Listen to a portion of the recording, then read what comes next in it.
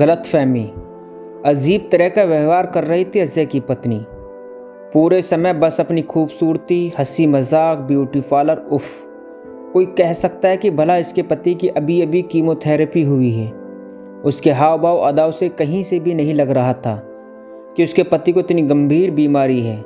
मुझे तो दया आ रही है बेचारे अजय पर। ऐसे समय में उसका ख्याल रखने के बजाय उसकी पत्नी ऋचा अपनी साज सज्जा में लगी रहती है।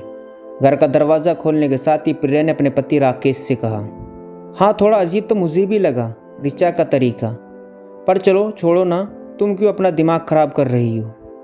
हमें कौन सा रोज़ रोज़ उनके घर जाना है। ऑफिस का कलीग है, कैंसर की बीमारी सुना तो एक बार को देखने जाना बनता था।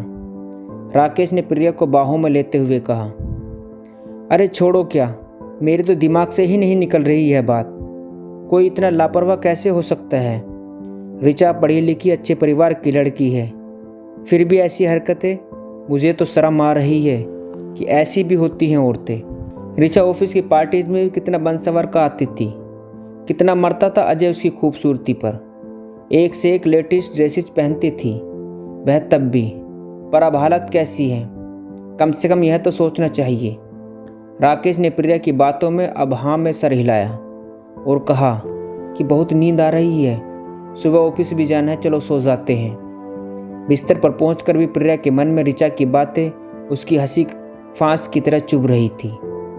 आज की मुलाकात ने ऋचा को प्रिया की आंखों के सामने लापरवाह औरत के रूप में खड़ा कर दिया था।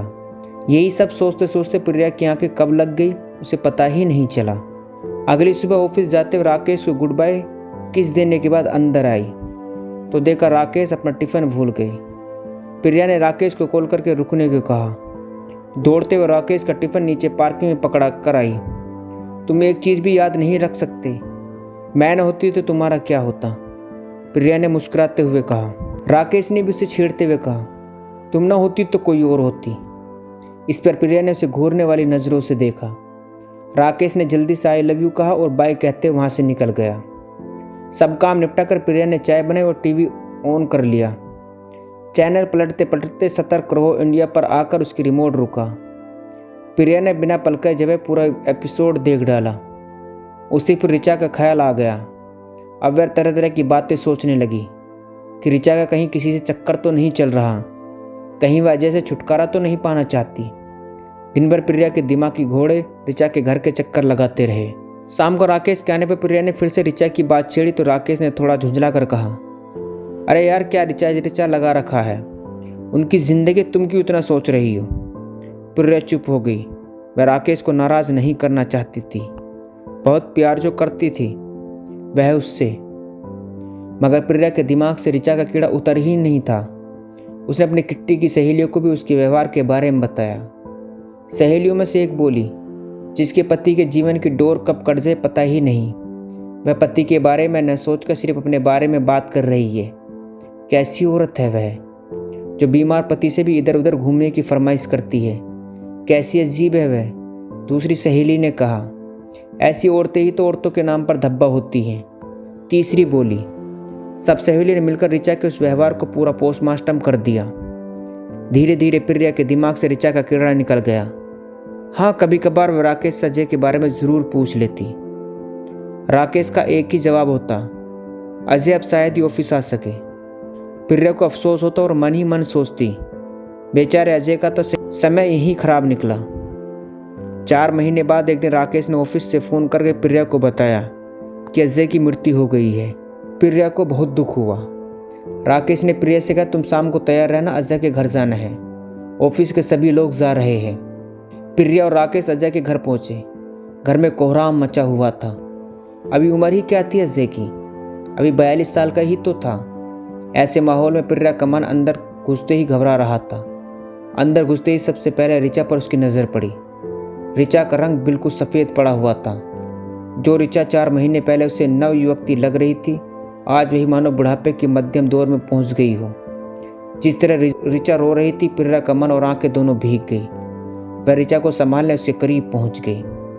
बाहर अजय की अंतिम यात्रा की तैयारियां चल रही थी। राकेश भी बाहर ऑफिस के लोगों के साथ खड़ा था। सभी अजय की जिंदादिली और हिम्मत की तारीफ कर रहे थे। राकेश के पास ही डॉक्टर प्रकाश खड़े थे। डॉक्टर प्रकाश राकेश के बॉस के खास मित्र थे। ऑफिस की पार्टियों में अक्सर उनसे मिलना हो जाया करता था। डॉक्टर प्रकाश ने कहा, अजय जितना हिम्मत वाला था उससे भी बढ़कर उसकी पत्नी ऋचा है। राकेश ने जब यह बात सुनी तो उसके मन में उत्सुकता जाग गई। उसने डॉक्टर प्रकाश से मानो आंखों ही आंखों पूछ लिया कि आप क्या कह रहे हैं? अजय का पूरा इलाज मेरी देखरेख में ही हुआ है, डॉक्टर प्रकाश ने कहा। राकेश अजय की रिपोर्ट के मुताबिक उसके पास मुश्किल से 1-1.5 महीने का समय था। यह ऋचा थी जिसने उसे 4 महीने जिंदा रखा। उन्होंने आगे कहा, जब इन लोगों को कैंसर की बीमारी का पता चला तो ऋचा डिप्रेशन में चली गई थी। अजय अपनी बीमारी से ज़्यादा ऋचा को देखकर दुखी रहने लगा था। अजय की चिंता देखकर मैंने पूछा, तब उसने सारी बातें मुझे बताई। उस दिन अजय और मेरे बीच बहुत बातें हुई। मैंने उसे ऋचा से बात करने को कहा। अगली बार जब वो दोनों मुझसे मिलने आए तो हालत बेहतर थे। तब ऋचा ने मुझे बताया कि उसके पति उसे मरते दम तक खूबसूरत रूप में देखना चाहते हैं। उसने कहा था, अजय चाहते हैं कि मैं हर वह काम करूं जो उनके ठीक कर रहने में करती आई हूं। उनके साथ नॉर्मल बातें करें, हंसी मजाक छेड़ना सब करूं, बस उनकी एक बीमारी का जिक्र न करूं। इन थोड़े बचे दिनों में वो एक पूरी ज़िंदगी जीना चाहते हैं मेरे साथ। अजय ने मुझसे कहा, तुम्हें दुखी देखकर मैं पहले ही मर जाऊंगा। मुझे मरने से पहले जीना है। मैंने दिल पर पत्थर रखकर उनकी बात मान ली। डॉक्टर साहब, अब अजय काफ़ी अच्छी महसूस कर रहे हैं। उस दिन ये कहते कहते ऋचा की आंखों में आंसू आ गए थे, मगर पी लिया उसने अपने आंसू भी अजय की खातिर। ऋचा बहुत हिम्मती है। आज देखो दिल पर से पत्थर हटा तो कैसे सैलाब उमड़ आया है उसकी आंखों में। डॉक्टर प्रकाश की बातें सुनकर राकेश का मन ग्लानि से भर गया। जिस ऋचा के लिए उसने और प्रिया ने मन ही मन गलत धारणा पाल रखी थी, आज उसी ऋचा के लिए उसके मन में बहुत आदर भाव उमड़ आया था। राकेश को काफ़ी शर्म भी महसूस हुई, यह सोचकर कि कैसे हम लोग बिना विचार के एक कोने में खड़े होकर किसी के बारे में अच्छी बुरी राय बना लेते हैं, कभी दूसरे कोने में जाकर देखने या विचारने की कोशिश ही नहीं करते। दोस्तों, बस इतनी सी थी ये कहानी। दोस्तों, कहानी अच्छी लगी हो तो चैनल को सब्सक्राइब करना ना भूलें।